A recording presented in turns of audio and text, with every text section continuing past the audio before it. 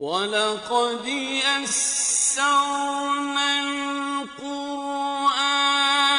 لِلذِّكْرِ فَهَلْ مِن مُّدَّكِرٍ۔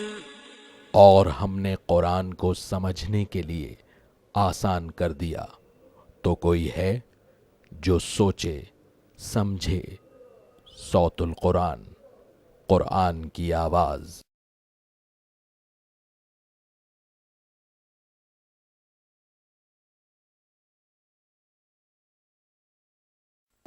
نحمده ونصلي على رسوله الكريم، اما بعد فاعوذ بالله من الشيطان الرجيم، بسم الله الرحمن الرحيم۔ ولا تنكحوا المشركات حتى يؤمن ولأمة مؤمنة خير من مشركة ولو أعجبتكم ولا تنكحوا المشركين حتى يؤمنوا ولعبد مؤمن خير من مشرك ولو أعجبكم أولئك يدعون إلى النار والله يدعو إلى الجنة والمغفرة بإذنه وَيُبَيِّنُ آيَاتِهِ لِلنَّاسِ لَعَلَّهُمْ يَتَذَكَّرُونَ۔ صدق اللہ العظیم۔ سورہ البقرہ کی آیت نمبر 2 سے 21 سے ہم اپنا مطالعہ شروع کر رہے ہیں۔ اب معاملات کے ضمن میں نکاح کے حوالے سے کچھ گفتگو آ رہی ہے۔ فرمایا کہ وَلَا تَنْكِحُوا الْمُشْرِكَاتِ حَتَّى يُؤْمِنْ، اور اے مسلمانوں مشرک عورتوں سے نکاح نہ کرو جب تک کہ وہ ایمان نہ لے آئیں۔ وَلَأَمَةٌ مُؤْمِنَةٌ خَيْرٌ مِّن مُشْرِكَةٍ وَلَوْ أَعْجَبَتْكُمْ، اور ایک مسلمان کنیز ایک آزاد مشرک عورت سے بہتر ہے چاہے وہ تمہیں کتنی ہی بھلی لگے۔ وَلَا تُنْكِحُوا الْمُشْرِكِينَ حَتَّى يُؤْمِنُوا، اور مشرکوں کے نکاح میں اپنی عورتوں کو مت دو جب تک کہ وہ مشرک ایمان نہ لے آئیں۔ یہاں الفاظ غور فرمائیے گا کہ وَلَا تَنْكِحُوا الْمُشْرِكَاتِ، بالکل اس آیت کے شروع میں تم مشرک عورتوں سے نکاح نہ کرو، لیکن اب کہا جا رہا ہے کہ وَلَا تُنْكِحُوا الْمُشْرِكِينَ، مشرکین کے نکاح میں مت دو۔ مراد ہے کہ اپنی عورتوں کو مشرکین کے نکاح میں مت دو۔ اسی سے یہ مسئلہ پھر احادیث سے بھی بیان کیا گیا کہ عورت کے نکاح کے لیے ولی کی سرپرستی اور اس کی رضامندی ضروری ہے۔ وَلَعَبْدٌ مُؤْمِنٌ خَيْرٌ مِّن مُشْرِكٍ وَلَوْ أَعْجَبَكُمْ، اور یقیناً ایک مسلمان غلام بہتر ہے ایک آزاد مشرک مرد سے چاہے وہ تمہیں کتنا ہی بھلا لگے۔ اب اصل بات بیان کی جا رہی ہے کہ یہ ممانعت کیوں ہے۔ اولئک یدعون الی النار، وہ لوگ آگ کی طرف بلاتے ہیں۔ واللہ یدعو الی الجنۃ والمغفرۃ بإذنہ، اور اللہ بلاتا ہے، دعوت دیتا ہے جنت اور اپنی بخشش کی طرف اپنے حکم سے۔ اللہ کی دعوت ہے جنت کی اور اس کی مغفرت کی، اور ان مشرکین کی دعوت ہے جہنم کی آگ کے عذاب کی۔ تو ظاہری بات ہے کہ مومن کو اللہ کی دعوت کو قبول کرنا چاہیے۔ تو ہر وہ سوسائٹی جہاں کچھ اس طرح کا معاملہ پیش آ جائے کہ نکاح کے بندھن سے دین اور ایمان خطرے میں پڑ جائے تو اس سے بچنے کی کوشش کی جائے گی، اس لیے کہ نکاح کا بندھن کوئی ایسا معاملہ نہیں ہے کہ کچھ کھیل تماشا ہو، بلکہ اس کے اثرات تمدن کے اعتبار سے، اخلاق کے اعتبار سے بڑے دور رس ہوتے ہیں، اور انسان کے عقائد اور اعمال پر بھی یہ نکاح کا بندھن اثر ڈالتا ہے۔ چنانچہ اس اعتبار سے کہا گیا کہ یہ مشرکین آگ کی طرف بلاتے ہیں اور اللہ جنت اور اپنی بخشش کی طرف دعوت دیتا ہے اپنے حکم سے۔ وَيُبَيِّنُ آيَاتِهِ لِلنَّاسِ، اور وہ لوگوں کے لیے اپنی آیات واضح فرماتا ہے، لَعَلَّهُمْ يَتَذَكَّرُونَ، تاکہ وہ نصیحت حاصل کریں۔ اس کے بعد عورتوں کے مخصوص معاملات کے حوالے سے رہنمائی دی جا رہی ہے۔ فرمایا کہ وَيَسْأَلُونَكَ عَنِ الْمَحِيضِ، اور اے نبی صلی اللہ علیہ وسلم وہ آپ سے حیض کی حالت کے بارے میں سوال کرتے ہیں۔ یہ عورتوں کے مخصوص ایام ہیں ان کے حوالے سے۔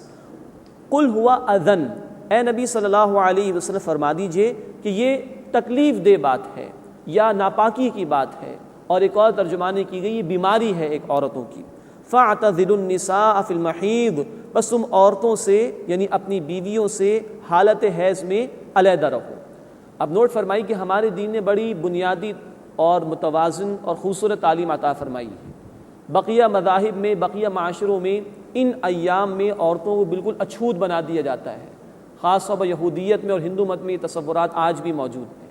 تو یہاں پر کہا جا رہا ہے کہ عورتوں سے یعنی اپنی بیویوں سے دور رہو، تو اس کا یہ مطلب نہیں کہ ان کو اچھوت بنا دیا جائے یا ان کو کھانے پینے کے برتنوں کا ہاتھ بھی لگانے کی اجازت نہ دی جائے، نہیں، یہ قطعاً مطلب نہیں۔ ان کے ساتھ کھایا پیا جا سکتا ہے، انسان ایک شوہر اپنی بیوی کے ساتھ اس حالت میں سو بھی سکتا ہے۔ ہاں، وہ جو تعلق ہوتا ہے شوہر اور بیوی کا واقعتاً تعلق جسے کہا جاتا ہے، اس کی ممانعت ہے فقط اس حالت میں، باقی ان کے ساتھ گفتگو کرنا، ان کے ساتھ کھانا پینا اس کی مکمل طور پر اجازت ہے۔ وَلَا تَقْرَبُوهُنَّ حَتَّى يَطْهُرْنَ، اور ان کے قریب بھی نہ جاؤ، یعنی وہ شوہر اور بیوی والا تعلق جو ہے بالفعل وہ قائم نہ کرو یہاں تک کہ وہ پاک ہو جائیں، ان کی یہ کیفیت ختم ہو جائے۔ مزید نوٹ فرمائیے کہ ان ایام میں جب یہ حالت حیض کے ایام ہوتے ہیں تو عورتوں پر نماز کی بھی پابندی نہیں ہے، وہ نماز ادا نہیں کریں گی اور نہ ہی بعد میں اس کی قضا کرنی ہے۔ جہاں تک روزوں کا معاملہ ہے تو حالت حیض میں روزے رکھنے تو نہیں ہیں، لیکن جب یہ ایام ختم ہو جائیں اور رمضان ختم ہو جائے تو جو روزے چھوٹے ہیں ان کی قضا کرنا عورتوں کے ذمے لازم ہے۔ فَإِذَا تَطَهَّرْنَ، بس جب وہ پاک ہو جائیں، فَأْتُوهُنَّ مِنْ حَيْثُ أَمَرَكُمُ اللَّهُ، تو تم ان کے پاس آؤ جہاں سے اللہ نے تمہیں حکم دیا ہے۔ مراد یہ ہے کہ جو فطری طریقہ کار ہے تعلق قائم کرنے کا، اس کے ذریعے سے تعلق قائم کرنے کی کوشش کی جائے۔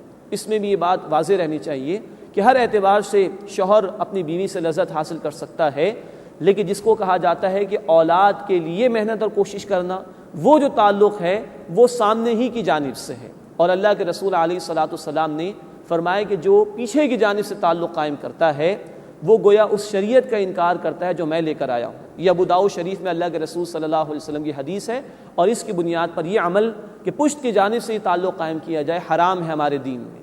اس طرح کے معاملات میں رسالت میں آپ صلی اللہ علیہ وسلم نے کوئی جھجک محسوس نہیں کی ہے، اور یہ باتیں بڑے عمدگی کے ساتھ واضح طور پر آپ صلی اللہ علیہ وسلم نے بیان فرمائیں۔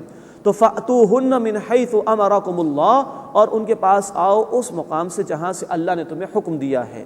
ان اللہ یحب التوابین، بے شک اللہ خوب توبہ قبول کرنے والوں کو پسند فرماتا ہے، ویحب المتطہرین، اور خوب پاکیزگی اختیار کرنے والوں کو پسند فرماتا ہے۔ ایک پاکیزگی ظاہری اعتبار سے جس میں یہ حالت حیض کا معاملہ بھی آیا، ایک پاکیزگی باطنی اعتبار سے ہے۔ انسان گناہ کر لیتا ہے تو اب اس سے پاکیزگی اختیار کرنے کا طریقہ ہے کہ وہ سچی توبہ اللہ کے حضور میں کر لے۔ نساؤکم حرث لکم، تمہاری بیویاں تمہارے لیے کھیتیوں کی مانند ہیں۔ جیسے ایک کسان ہل چلاتا ہے، زمین کو تیار کرتا ہے، بیج ڈالتا ہے تاکہ اسے فصل حاصل ہو جائے، اسی طرح فرمایا کہ نساؤکم حرث لکم، تمہاری بیویاں تمہارے لیے کھیتیوں کی مانند ہیں۔ فأتوا حرثکم انا شئتم، بس تم اپنی کھیتیوں میں جہاں سے چاہو آؤ، جس طرح چاہو لذت حاصل کرو۔ اگلے الفاظ جو ہیں واضح کر رہے ہیں کہ وہ طریقہ یہی ہے کہ سامنے کی جانب سے تعلق قائم ہو۔ فرمایا وقدموا لانفسکم، اور اپنے لیے مستقبل کی تدبیر کرو۔ یہ اشارہ ہے اولاد کے حصول کی طرف۔ تو یہ شوہر اور بیوی کا تعلق صرف لذت کے حصول کے لیے نہیں، صرف جنسی جذبے کی تکمیل ہی کے لیے نہیں ہے، بلکہ اس کا ایک اور اہم تر مقصد جو ہے وہ نسل انسانی کا بقا اور تسلسل ہے۔ تو فرمایا کہ وقدموا لانفسکم، اور اپنے لیے آگے کی تدبیر کرو، اولاد کے لیے کوشش کرو۔ واتقوا اللہ، اور اللہ کا تقوی اختیار کرو، اللہ کی نافرمانی سے بچو۔ واعلموا، اور جان لو، انکم ملاقوہ، بے شک تم اللہ سے ملاقات کرنے والے ہو۔ وبشر المؤمنین، اور اے نبی صلی اللہ علیہ وسلم خوشخبری سنا دیجئے ایمان لانے والوں کو۔ اس کے بعد قسموں کے حوالے سے تلقین کی جا رہی ہے کہ غلط قسمیں، جھوٹی قسمیں نہیں کھانی چاہیے۔ فرمایا وَلَا تَجْعَلُوا اللَّهَ عُرْضَةً لِأَيْمَانِكُمْ، اور اپنی قسموں کے لیے اللہ کے نام کو آڑ نہ بنا لو۔ أَن تَبَرُّوا وَتَتَّقُوا وَتُصْلِحُوا بَيْنَ النَّاسِ، کہ تم حسن سلوک نہ کرو اور تقوی کی روش اختیار نہ کرو اور لوگوں کے درمیان صلح نہ کراؤ۔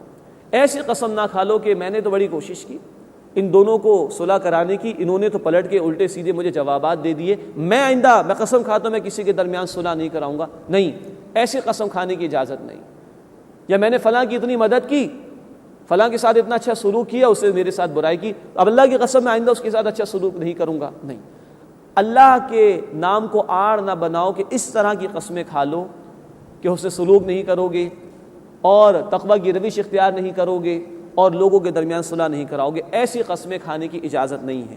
واللہ سمیع علیم، اور اللہ خوب سننے والا، خوب علم رکھنے والا ہے۔ اس کے بعد بیان کیا جا رہا ہے کہ جو لایانی قسم کی قسمیں ہوتی ہیں، ایسی قسمیں کہ جو انسان بلا ارادہ کھا لیتے ہیں، اس پر پکڑ نہیں ہوتی۔ ہاں، وہ قسمیں جو انسان دل کے پورے ارادے کے ساتھ کھاتا ہے اس پر پکڑ ہوتی ہے۔ فرمائے کہ لا یؤاخذکم اللہ باللغو فی ایمانکم، اللہ تمہاری لایانی قسموں پر پکڑ نہیں فرماتا۔ انسانوں کا رویہ ہوتا ہے، تکیہ کلام بن جاتا ہے، بات بات پہ قسم کھاتے ہیں، واللہ باللہ، یہ عربوں کا بھی مزاج تھا، تو بات بات پہ قسم کھا لینا، تکیہ کلام بنا لینا، اس پر پکڑ نہیں ہے۔ وَلَٰكِن يُؤَاخِذُكُم بِمَا كَسَّبَتْ قُلُوبُكُم، ہاں اس پر تمہارا معاوضہ فرماتا ہے جس کو کہ تمہارے دلوں نے مکمل ارادے کے ساتھ اختیار کیا، پورے طور پر تم نے دل کے ارادے سے جو قسمیں کھائی ہیں اس پر اللہ تعالیٰ کے ہاں معاوضہ ہوتا ہے۔ واللہ غفور حلیم، اور اللہ بہت بخشنے والا اور بردبار ہے، برداشت کرنے والا ہے، تحمل والا ہے، بندے کو معاف فرمانے والا ہے۔ مزید نوٹ فرما لیجئے کہ جھوٹی قسمیں کھانے کی تو اجازت نہیں، لیکن انسان نے کوئی صحیح قسم کھائی ہو اور فار اینی ریزن اس کو توڑنا پڑ جائے تو اس کا ایک کفارہ ہے جو دین نے بیان کیا سورہ المائدہ آیت نمبر 89 میں، اور وہ یہ کہ 10 مسکینوں کو کھانا کھلانا پورے ایک دن کا، یا 10 مسکینوں کو کپڑا پہنانا، یا ایک غلام کو آزاد کرنا، یا 3 دن کے روزے رکھنا۔ یہ کفارہ آئے گا سورہ المائدہ آیت نمبر 89 میں، انشاءاللہ ہم پڑھیں گے۔ اس کے بعد ایک خاص قسم کی قسم کا بیان ہو رہا ہے، اور اسی بیان کے ساتھ جو معاشرتی معاملات ہیں، خاص طور پر شوہر اور بیوی کے معاملات، اور اس میں طلاق کے مسائل پیش آ جاتے ہیں، اس کے حوالے سے تفصیلات آگے کی آیات میں انشاءاللہ بیان ہوں گی۔ فرمایا کہ للذین یؤلون من نسائہم، وہ لوگ کہ جو اپنی عورتوں کے پاس نہ جانے کی قسم کھا لیتے ہیں، اس کو ایلا کہا جاتا ہے اصطلاح میں۔ تربص 4 اشہر، تو انتظار کرنا ہے 4 مہینے تک۔ فَإِن فَاءُوا، پھر اگر وہ رجوع کر لے، فَإِنَّ اللَّهَ غَفُورٌ رَحِيمٌ، تو بے شک اللہ بہت بخشنے والا، مسلسل رحم فرمانے والا ہے۔ مراد یہ ہے کہ 4 مہینے کی قسم کھا لی، 4 مہینے سے کم کی قسم کھانے پر اطلاق نہیں ہوتا ایلا کا۔ 4 مہینے کی قسم کھا لی اور اس کے دوران اس نے رجوع اگر کر لیا تو قسم تو ٹوٹ گئی، اس کا کفارہ دینا پڑے گا، لیکن رجوع کیا جا سکتا ہے۔ اور اگر 4 مہینے گزر گئے اور شوہر نے بیوی سے تعلق قائم نہیں کیا تو یہ ایک طلاق واقع ہو جائے گی، جس کو طلاق بائن کہا جاتا ہے، جس کا ذکر ابھی آگے چل کر انشاءاللہ آئے گا۔ اب اگر یہ دونوں چاہیں، شوہر بھی چاہے تو نیا نکاح کرنا ہوگا، طلاق بائن میں نیا نکاح کرنا ہوتا ہے تو تعلق قائم ہو سکتا ہے، ورنہ بیوی آزاد ہے، کہیں اور چاہے تو وہ نکاح کر سکتی ہے۔ عرب میں یہ معاملہ تھا کہ اپنی بیوی کو ستانے کے لیے اور روک کر رکھنے کے لیے ایلا کر لیا کرتے تو تعلق قائم نہیں کرتے تھے۔ تو ہمارا دین تو بے انصافی کو ختم کرنے کے لیے آیا، عورتوں کو ظلم سے نجات دلانے کے لیے آیا۔ 4 مہینے کی قید لگا دی، 4 مہینے کا ایلا کر رہے ہو، اس کے بعد اگر رجوع نہیں کرتے تو وہ عورت آزاد ہے، کہیں اور نکاح کرنا چاہے تو وہ کر سکتی ہے۔ اسلام ظلم کو برداشت نہیں کر سکتا۔ یہ خوبصورت تعلیمات ہیں ہمارے دین کی۔ وَإِنْ عَزَمُوا الطَّلَاقَ، اور اگر انہوں نے طلاق کا ارادہ ہی کر لیا، فَإِنَّ اللَّهَ سَمِيعٌ عَلِيمٌ، تو بے شک اللہ تعالیٰ خوب سننے والا، خوب علم رکھنے والا ہے۔ اب آگے کی آیات میں اسی طلاق کے حوالے سے گفتگو آئے گی، تو چند باتیں سمجھ لینا ضروری ہے طلاق کے حوالے سے۔ سب سے پہلی بات یہ کہ دین اس رشتے کو مضبوط کرنا چاہتا ہے، شوہر اور بیوی کے تعلق۔ ہم نے سمجھا سورہ البقرہ آیت نمبر 187 میں اللہ رب العزت نے شوہر کو بیوی کے لیے اور بیوی کو شوہر کے لیے لباس قرار دی، اور اس تعلق کو مضبوط کرنے کے لیے ہدایات بھی دی گئی۔ سورہ الاحزاب آیت نمبر 71 میں کہا گیا کہ زبان کا درست استعمال کرو۔ یہ آیت رسول اکرم صلی اللہ علیہ وسلم خطبہ نکاح کے موقع پر ارشاد فرماتے تھے۔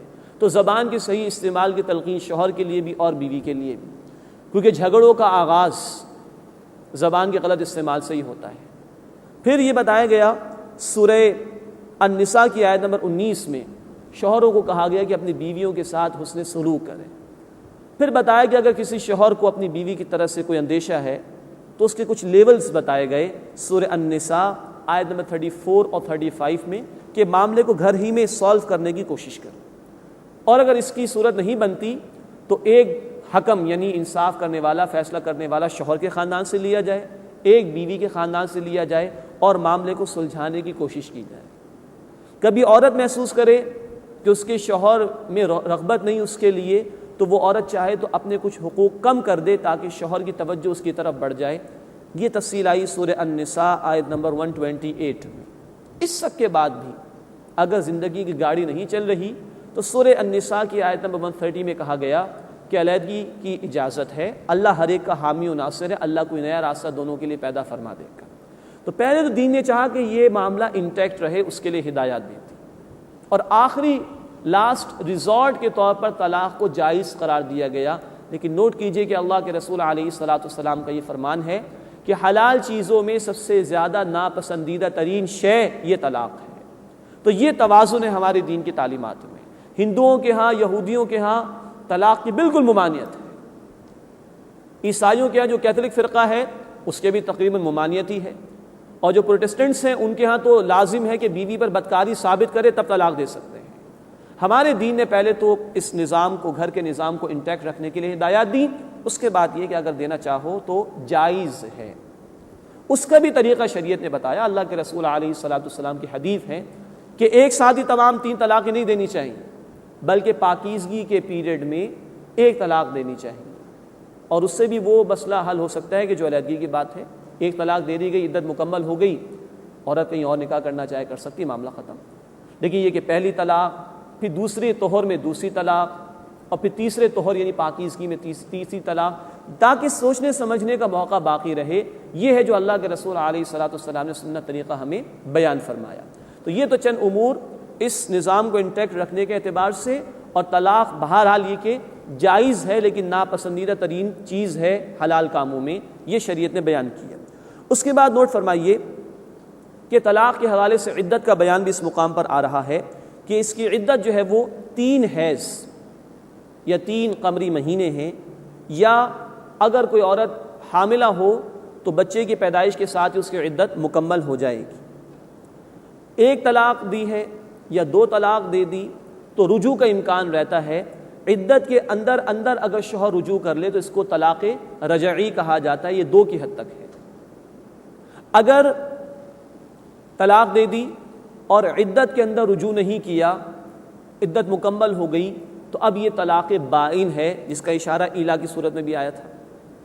اب عورت چاہے تو کہیں اور نکاح کر سکتی ہے، لیکن اگر یہ شوہر اور بیوی دونوں راضی ہوں تو تجدید نکاح یعنی نیا نکاح کر کے دوبارہ تعلق قائم کر سکتے ہیں، لیکن یہ 2 طلاقوں کی حد تک ہے۔ تیسری طلاق بھی دے دی، 3 طلاقیں مکمل ہو گئیں، تو یہ طلاق مغلظ ہے، اب کبھی بھی ان کے درمیان نکاح نہیں ہو سکتا، الا یہ کہ حلالہ کا معاملہ ہو جائے، جس کا ذکر آگے چل کر آئے گا۔ تو طلاق مغلظ 3 طلاقیں دے دی، معاملہ ختم بالکل۔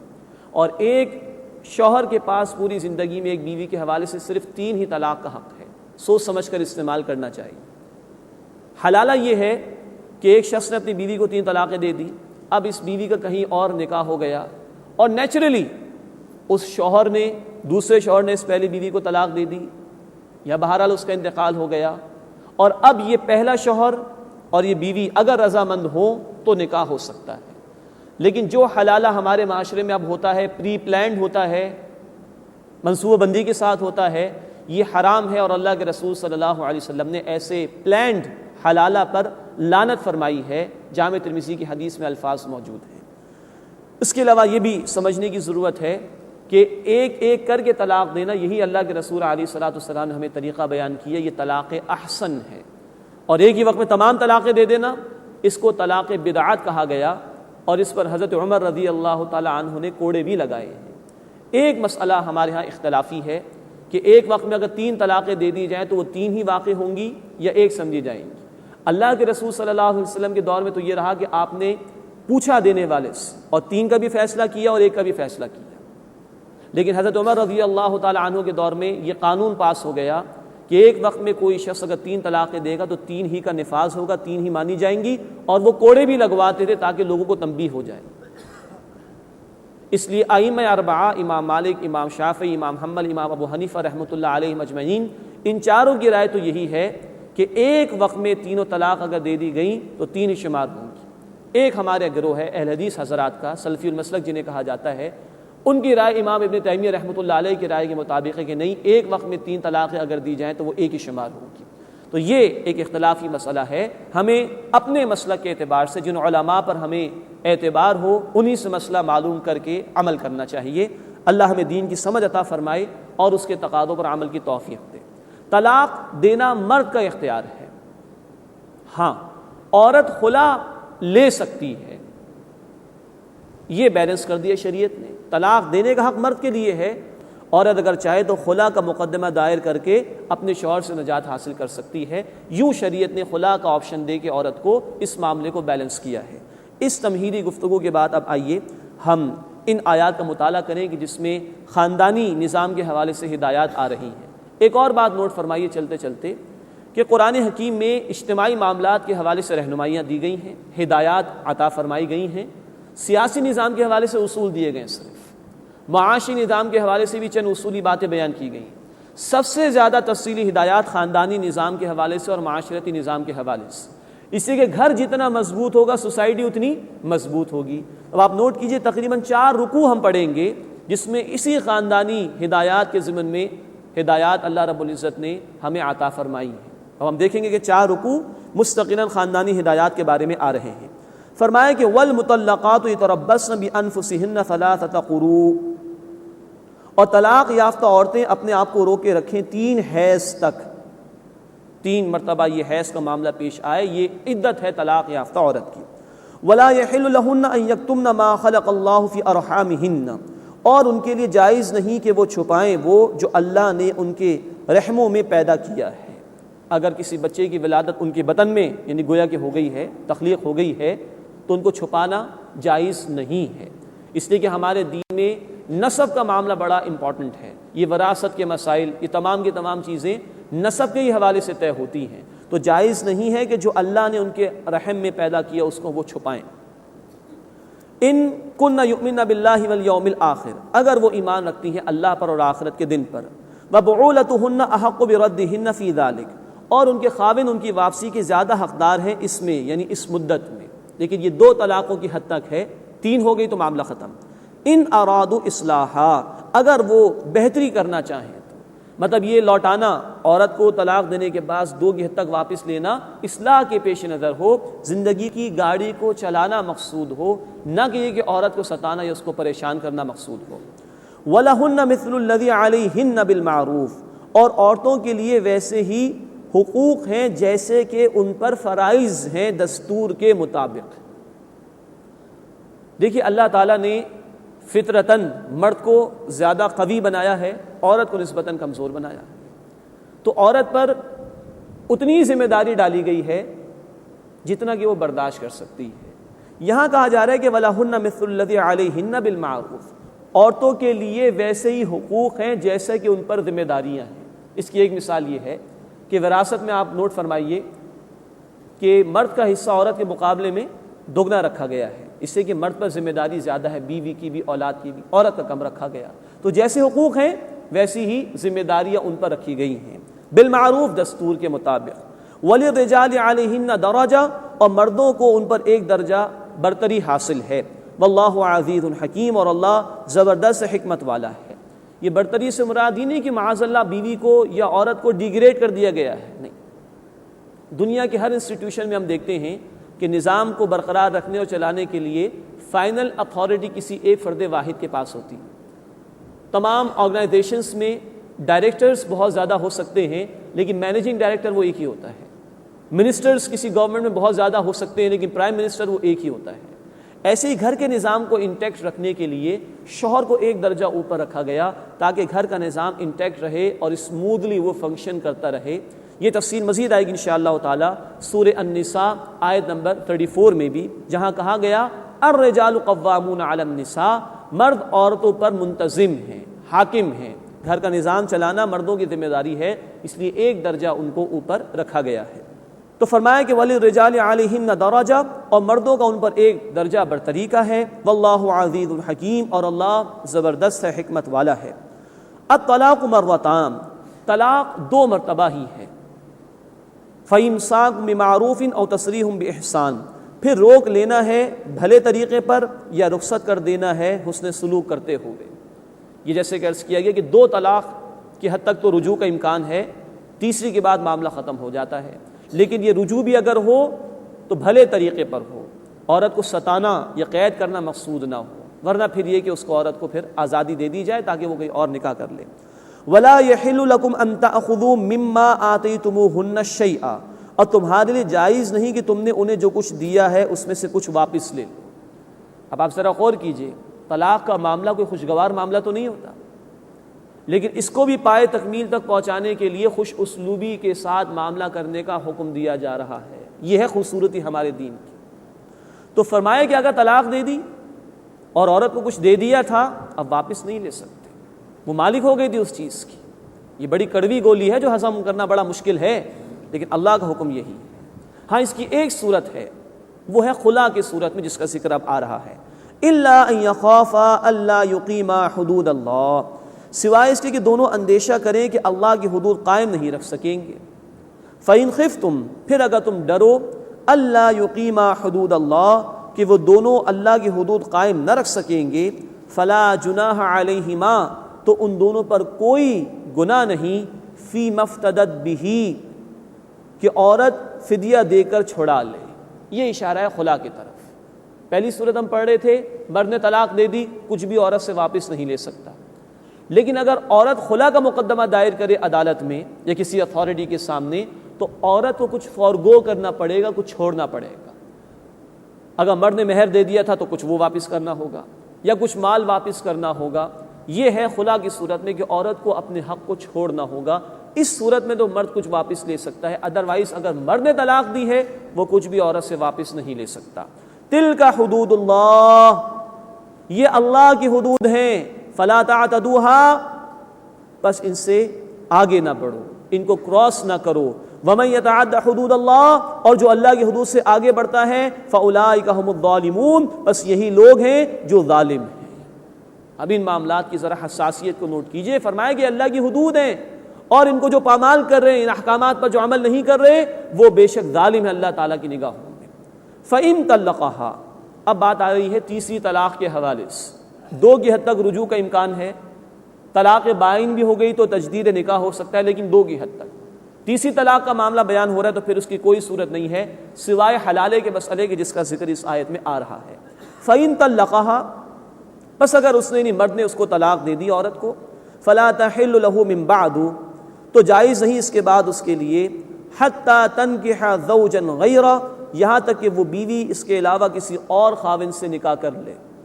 فَإِن طَلَّقَهَا، پھر اگر وہ دوسرا خاوند اس عورت کو طلاق دے دے، فَلَا جُنَاحَ عَلَيْهِمَا، تو اب ان دونوں پر کوئی گناہ نہیں، یعنی پہلے شوہر پر اور اس بیوی پر اب کوئی گناہ نہیں، ان یتراجعا، کہ وہ رجوع کر لیں، دوبارہ نکاح کر لیں، ان ظنا ان یقیما حدود اللہ، بشرطے کہ وہ خیال رکھیں کہ وہ اللہ کی حدود کو قائم رکھیں گے۔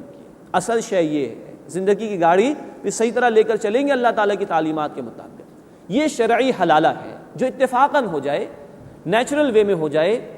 ایک شخص نے اپنی بیوی کو طلاق دی، 3 طلاقیں دے دی، اس بیوی کا نکاح کہیں اور ہوا، اس نے نیچرل وے میں فار اینی ریزن اس بیوی کو طلاق دے دی، اب یہ بیوی پہلے شوہر سے نکاح کر سکتی ہے۔ لیکن جیسا کہ میں نے عرض کیا تھا، جامع ترمذی کی حدیث ہے، اللہ کے رسول صلی اللہ علیہ وسلم نے لعنت فرمائی ہے پلان طریقے سے، منصوبہ بندی کے ساتھ حلالہ کرنے والے اور کرانے والے پر، اس سے بچنا چاہیے۔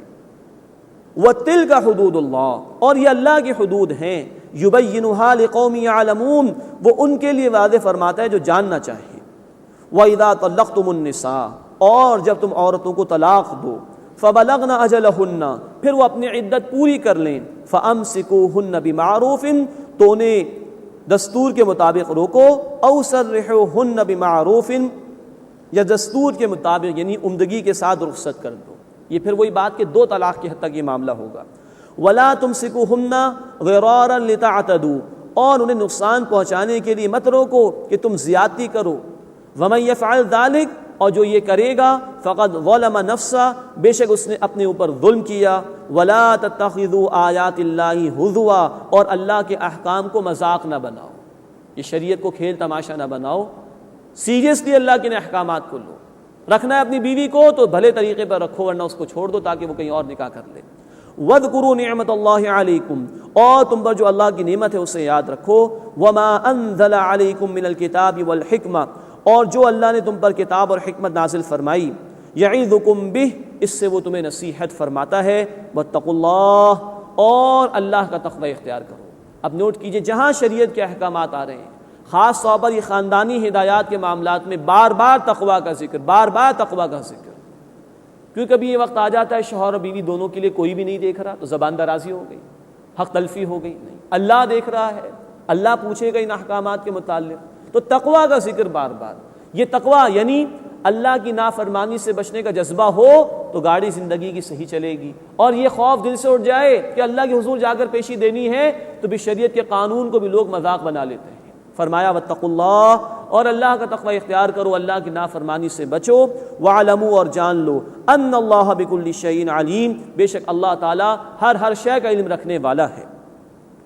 وَإِذَا طَلَّقْتُمُ النِّسَاءَ، اور جب تم عورتوں کو طلاق دے دو، فَبَلَغْنَ أَجَلَهُنَّ، پھر وہ اپنی عدت مکمل کر لیں، فَلَا تَعْضُلُوهُنَّ أَن يَنكِحْنَ أَزْوَاجَهُنَّ، تو انہیں اپنے خاوندوں سے نکاح کرنے سے نہ روکو، اذا تراضوا بینہم بالمعروف، جبکہ وہ راضی ہوں آپس میں دستور کے مطابق، یعنی بھلے طریقے پر۔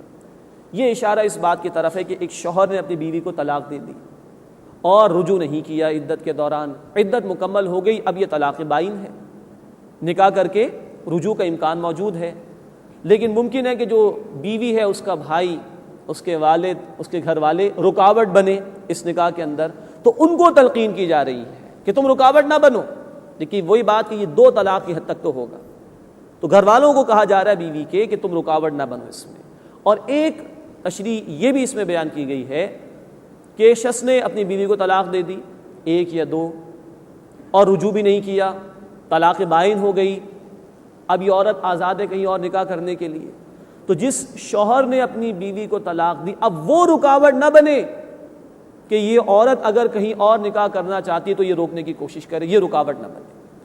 تو فرمایا کہ وَإِذَا طَلَّقْتُمُ النِّسَاءَ، اور جب تم عورتوں کو طلاق دے دو، فَبَلَغْنَ أَجَلَهُنَّ، پھر وہ پوری کر لیں اپنی عدت، فَلَا تَعْضُلُوهُنَّ أَن يَنكِحْنَ أَزْوَاجَهُنَّ، تو انہیں اپنے خاوندوں سے نکاح کرنے سے مت روکو، اذا تراضوا بینہم بالمعروف، جبکہ وہ راضی ہوں آپس میں دستور کے مطابق، یعنی بھلے طریقے پر۔ ذالک یوعظ بہ، یہ نصیحت اسے کی جاتی ہے، من کان منکم یؤمن باللہ، جو تم میں سے ایمان رکھتا ہے اللہ پر، والیوم الآخر، اور آخرت کے دن پر، ذالکم ازکی لکم واطہر، یہی تمہارے لیے پاکیزہ تر ہے اور صاف ستھرا ہے، واللہ یعلم، اور اللہ جانتا ہے، وانتم لا تعلمون، اور تم نہیں جانتے۔ اللہ سب کا پیدا کرنے والا ہے، اللہ سب کے نفع نقصان کو سب سے زیادہ بہتر جانتا ہے، تو اگر اللہ کی شریعت کے مطابق عمل کرو گے تو معاملات درستگی کے ساتھ چلتے رہیں گے۔ اس کے بعد اب مسائل بیان ہو رہے ہیں طلاق کے ہی ضمن میں، بچے کی پرورش ہے، اس کو دودھ پلانا ہے، اور عورت اگر بچے کو دودھ پلائے عدت کے دوران تو یہ نان نفقہ شوہر کی ذمہ داری ہوگی، یہ اخراجات شوہر کی ذمہ داری ہوگی۔ اتنی باریک بینی کے ساتھ دیکھیے کہ تفصیلات بیان ہوئی۔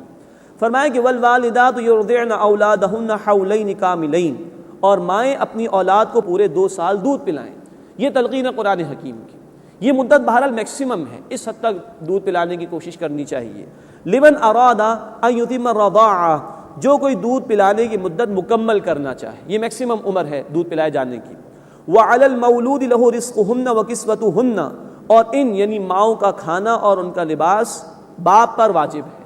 طلاق دے بھی دی ہے لیکن تمہارے ہی بچے کو اگر وہ دودھ پلا رہی ہے تو اب یہ اخراجات تمہاری ذمہ داری ہے، اس عدت کے دوران کے اخراجات بھی شوہر کی ذمہ داری، اور طلاق دے دیے جانے کے بعد یہ عورت اس کے بچے کو دودھ پلا رہی ہے، اس کی کفالت کر رہی ہے، تو یہ اخراجات بھی باپ کی اور شوہر کے ذمے ہیں۔ فرمایا کہ وعلی المولود لہ رزقہن وکسوتہن بالمعروف، اور ان ماؤں کا کھانا اور ان کا لباس باپ پر واجب ہے دستور کے مطابق۔ لا تکلف نفس الا وسعها، اور کسی پر ذمہ داری نہیں ڈالی جاتی مگر اس کی وسعت کے مطابق۔ ہر شخص اپنے اعتبار سے دیکھے وہ کتنا خرچ کر سکتا ہے، لیکن جو ذمہ داری ہے وہ اس کو ادا ضرور کرے۔ لا تضار والدۃ بولدہا، ماں کو نقصان نہ پہنچایا جائے بچے کی وجہ سے۔ مراد یہ ہے کہ زبردستی نہ کیا جائے عورت سے دودھ پلانے پر، کسی اور سے بھی پلایا جا سکتا ہے، یا یہ کہ اس کا جو نان نفقہ ہے باپ وہ ادا نہ کرے اور مطالبہ کرے کہ اس بچے کو دودھ پلاؤ۔ ولا مولود لہ بولدہ، اور نہ باپ کو اس کے بچے کی وجہ سے نقصان پہنچایا جائے، یعنی یہ بیوی جس کو طلاق دے دی گئی ہے یہ دودھ پلانے سے جان بوجھ کر انکار نہ کرے یا بہت زیادہ اخراجات کا مطالبہ کرے، تو نہ بیوی نقصان پہنچائے نہ باپ نقصان پہنچائے۔ وعلی الوارث مثل ذلک، اور وارث پر بھی ایسا ہی واجب ہے، یعنی کہ اگر یہ شوہر مر جاتا ہے بالفرض اور ابھی بچے کی کفالت جاری ہے تو اس شوہر کے جو گھر والے ہیں ان کی ذمہ داری ہوگی کہ اس عورت کے اخراجات ادا کریں جو بچے کی پرورش کر رہی ہے، اس کو دودھ پلا رہی ہے۔ آپ ذرا غور کیجئے، ماں کے دودھ پر اتنا زور دیا جا رہا ہے؟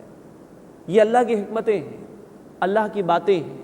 قرآن نے کہا سورہ الکہف آیت نمبر 27 میں، لا مبدل لکلماتہ، اللہ کے کلمات میں کبھی بھی تبدیلی نہیں ہوگی۔ آج بھی WHO ورلڈ ہیلتھ آرگنائزیشن کی طرف سے ہمارے ملک کے ہاسپٹلز میں اشتہارات لگائے جا رہے ہیں کہ بچے کے لیے سب سے بہترین غذا ماں کا دودھ ہے۔ ایک زمانہ آیا کہ طرح طرح کے ڈبے، نیلے رنگ کا ڈبہ اور گرین رنگ کا ڈبہ، طرح طرح کے ڈبے مارکیٹ کے اندر جو ہے ایڈورٹائز کیے گئے، لیکن آج انسانیت پھر وہی پہنچی کہ اولاد کے لیے، بچے کے لیے اہم ترین غذا اس کی ماں کا دودھ ہے۔ یہاں طلاق بھی ہو گئی ہے، انتہائی ناخوشگوار مسئلہ، اس کے باوجود بچے کی اہم ترین غذا یعنی اس کی ماں کا دودھ، اس پہ زور دیا جا رہا ہے۔ فرمایا کہ فَإِنْ أَرَادَ فِصَالًا عَنْ تَرَاضٍ مِّنْهُمَا وَتَشَاوُرٍ، پھر اگر وہ دونوں دودھ چھڑانا چاہیں آپس کی رضامندی اور مشورے سے، فَلَا جُنَاحَ عَلَيْهِمَا، تو دونوں پر کوئی گناہ نہیں۔ وَإِنْ أَرَدْتُمْ أَن تَسْتَرْضِعُوا أَوْلَادَكُمْ، اور اگر تم چاہو کہ اپنی اولاد کو دودھ پلاؤ، فَلَا جُنَاحَ عَلَيْكُمْ، تو تم پر کوئی گناہ نہیں، چھڑانا چاہو تو بھی کوئی مسئلہ نہیں، اور اس بیوی کے مقابلے میں کسی اور عورت سے جس کو دائی کہا جاتا ہے دودھ پلانا چاہو تو کوئی حرج کی بات نہیں۔ اذا سلمتم ما آتیتم بالمعروف، جب تم دستور کے مطابق حوالے کر دو جو کچھ تم نے دینا طے کیا ہے۔ کسی اور عورت سے دودھ پلوا رہے ہو، بہرحال وہ انسانی غذا ہی مل رہی ہے بچے کو، تو اس سے اگر کچھ طے کیا ہے اجرت کا معاملہ تو وہ اس کو ادا کرنا ہوگا۔ واتقوا اللہ، پھر دیکھیے اللہ کا تقوی، ان معاملات کی درستگی کا کامل انحصار اللہ کے تقوی پر ہے۔ واتقوا اللہ، اور اللہ کا تقوی اختیار کرو، اللہ کی نافرمانی سے ڈرو۔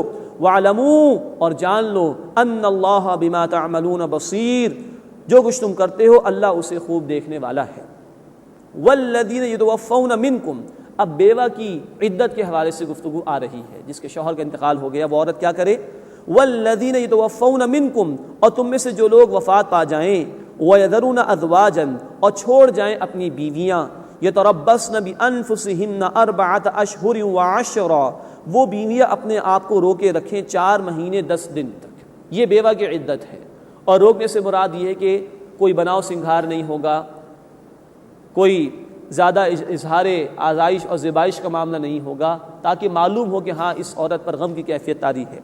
تو اپنے آپ کو روکے رکھے 4 مہینے 10 دن۔ فَإِذَا بَلَغْنَ أَجَلَهُنَّ، پھر جب وہ اپنی مدت کو پہنچ جائیں یعنی عدت مکمل ہو جائے، فَلَا جُنَاحَ عَلَيْكُمْ فِي مَا فَعَلْنَ فِي أَنفُسِهِنَّ بِالْمَعْرُوفِ، تو اس میں تم پر کوئی حرج اور گناہ نہیں جو وہ بیوائیں اپنے حق میں طے کریں دستور کے مطابق، یعنی اب ان کا کہیں نکاح کا ارادہ ہے تو ان کو اجازت ہے، کوئی حرج کی بات نہیں۔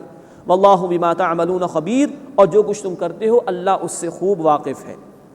وَلَا جُنَاحَ عَلَيْكُمْ، اور تم پر کوئی گناہ نہیں، فِيمَا عَرَّضْتُمْ بِهِ مِنْ خِطْبَةِ النِّسَاءِ، کہ اگر تم عورتوں کو اشارے کنائے میں کوئی نکاح کا پیغام دے دو۔ اب نوٹ کیجئے گا اس چیز کو، ایک ہے بیوہ کی عدت کا معاملہ، اس دوران کسی ذریعے سے کوئی پیغام انسان پہنچا دے، مفسرین نے ایک جملہ نقل کیا کہ اللہ تمہارا خیال رکھے گا انشاءاللہ تعالی، یہ اشارے کنایوں میں گفتگو ہے۔ لیکن وہ عدت کے جو رجعی والا معاملہ ہے، ایک شخص نے 1 یا 2 طلاقیں دیں اور رجوع کا امکان باقی ہے، یہاں اشارے کنائے سے گفتگو کرنا بھی حرام ہے۔ او اکننتم فی انفسکم، یا اپنے دل میں تم چھپا کر کوئی تمنا رکھو کہ آئندہ اس بیوہ سے نکاح کا ارادہ ہو۔ علم اللہ انکم ستذکرونہن، اللہ کے علم میں ہے کہ تم انہیں یاد تو کرو گے ہی، خیال آ ہی جائے گا۔ ولکن لا تواعدوہن سرا، لیکن ان سے چھپ کر کوئی وعدہ نہ کرو، کوئی اس طرح کی خفیہ باتیں نہ ہوں۔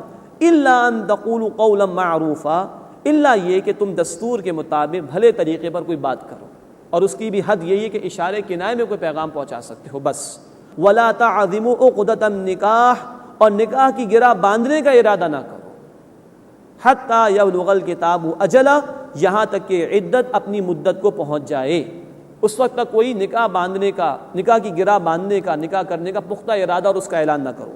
وَاعْلَمُوا، اور جان لو، ان اللہ یعلم ما فی انفسکم، اللہ جانتا ہے جو کچھ تمہارے دلوں میں ہے۔ فاحذروا، تو اس سے ڈرتے رہو۔ وَاعْلَمُوا، اور جان لو، ان اللہ غفور حلیم، بے شک اللہ بہت بخشنے والا اور تحمل والا ہے، فوراً پکڑ نہیں فرماتا بندوں کی۔ اس کے بعد مزید چند ہدایات اسی حوالے سے۔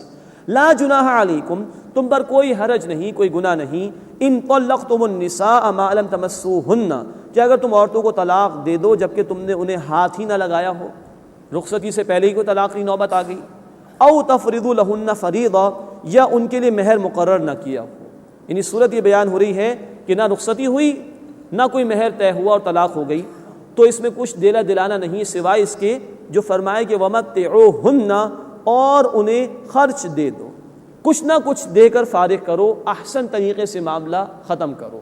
یہ صورت کیا ہے کہ رخصتی بھی نہیں ہوئی اور مہر بھی طے نہیں ہوا تھا، تو کچھ دے دیا جانا چاہیے، یہ مستحب ہے۔ علی الموسع قدرہ، خوشحال آدمی پر اس کی حیثیت کے مطابق ہے، وعلی المقتر قدرہ، اور تنگ دست آدمی پر اس کی حیثیت کے مطابق ہے۔ متاعا بالمعروف، یہ خرچ ہے دستور کے مطابق جو کہ دینا ہوگا۔ حقا علی المحسنین، لازم ہے عمدگی کے ساتھ عمل کرنے والوں پر۔ وَإِن طَلَّقْتُمُوهُنَّ مِن قَبْلِ أَن تَمَسُّوهُنَّ، اور اگر تم انہیں طلاق دو اس سے پہلے کہ تم نے انہیں ہاتھ لگایا ہو۔ وَقَدْ فَرَضْتُمْ لَهُنَّ فَرِيضَةً، اور تم نے ان کے لیے مہر مقرر کر دیا تھا۔ فَنِصْفُ مَا فَرَضْتُمْ، تو اس کا نصف دینا ہوگا جو تم نے مقرر کیا۔ رخصتی سے پہلے ہی معاملہ ہو گیا لیکن مہر طے ہو چکا تھا، تو نصف مہر ادا کرنا ہوگا۔ الا ان یعفون، سوائے سے کہ وہی معاف کر دیں، یعنی وہ بیویاں معاف کر دیں۔ او یعفو الذی بیدہ عقدۃ النکاح، یا وہ یعنی مرد معاف کر دے جس کے ہاتھ میں نکاح کی گرہ ہے، اختیار ہے۔ مرد کا معاف کرنا کیا ہے؟ وہ پورا ہی ادا کر دے۔ وَأَن تَعْفُوا أَقْرَبُ لِلتَّقْوَىٰ، اور تم ہی معاف کر دو تو یہ تقویٰ کے زیادہ قریب ہے، پورا ہی ادا کر دو۔ اب اللہ کی تعلیمات کے اوپر قربان جائیے، اتنا ناخوشگوار مسئلہ بیان ہو رہا ہے، اس میں بھی معافی، اس میں بھی کہہ رہے جاؤ تم ہی ادا کر دو، اس سے سلوک کرو۔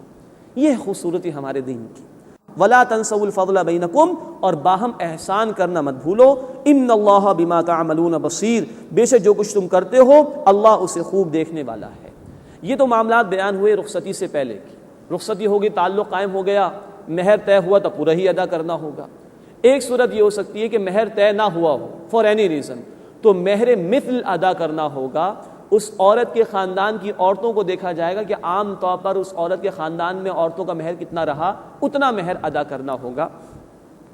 اگلی آیت میں نماز کا ذکر آ گیا۔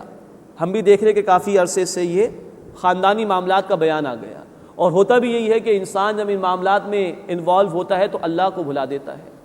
تو اب نماز کا ذکر آ گیا، دو اعتبارات کہ زندگی کے معاملات میں ضرور رہو لیکن اللہ کو مت بھلاؤ، اور نمبر دو، اللہ کی یاد جتنی پختہ ہوگی اتنا یہ معاملات درست ہو جائیں گے، اللہ کا تقوی جتنا اختیار کیے رکھو گے اتنا یہ معاملات درست ہو جائیں گے۔ تو اب نماز کا حکم، حافظوا علی الصلوات، نمازوں کی حفاظت کرو۔ یہ نماز اللہ کی یاد کو تازہ کرتی ہے اور اللہ کا خوف اور خشیت دل میں پیدا کرتی ہے، جس سے معاملات زندگی درست ہوتے ہیں۔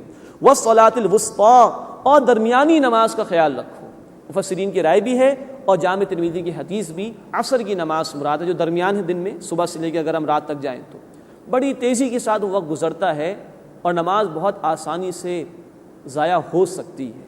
اللہ ہمیں معاف فرمائے اور ہمیں تمام نمازوں کا اہتمام کرنے کی توفیق عطا فرمائے۔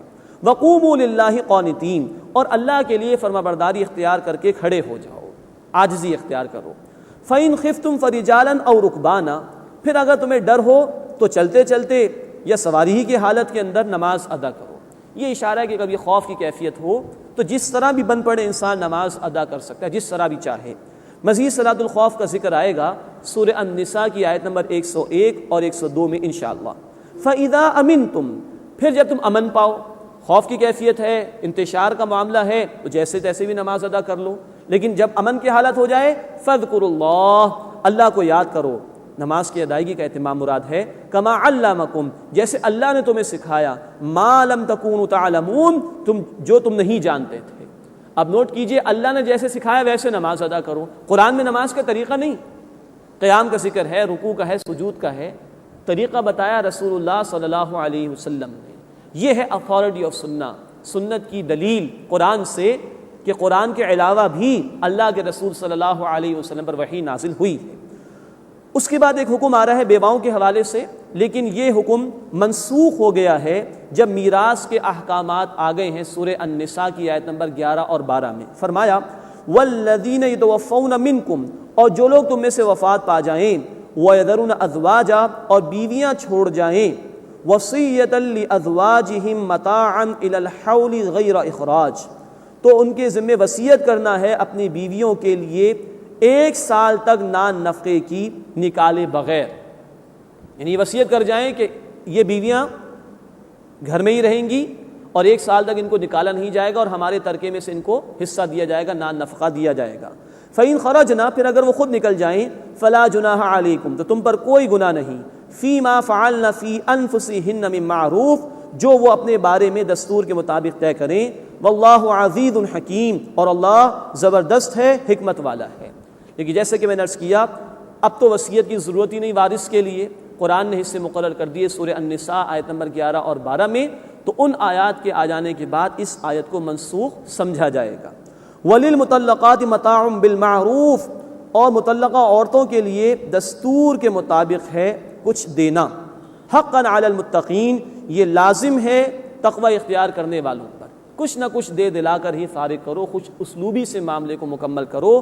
کذالک یبین اللہ لکم آیاتہ، اسی طرح اللہ تمہارے لیے اپنے احکامات واضح فرماتا ہے، لعلکم تعقلون، تاکہ تم عقل سے کام لو۔ اللہ اپنی آیات کا فہم ہمیں عطا فرمائے اور ان پر عمل کی توفیق عطا فرمائے۔ وآخر دعوانا ان الحمد للہ رب العالمین۔